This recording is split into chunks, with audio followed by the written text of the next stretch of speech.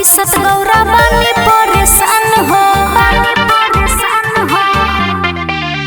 कभी खालन ना गोली कभी खालन गोला भांग हो पीसत गौरा बानी परेशान हो टूटे न सिलवट लोरी हो मोरी मुरकल कलाई टूटे न सिलवट लोरी हो मोरी मुरकल कलाई हमसे न भांग पिसाई हो मोरी मुरकल कलाई हमसे न भांग पिसाई हो मोरी मुरकल कलाई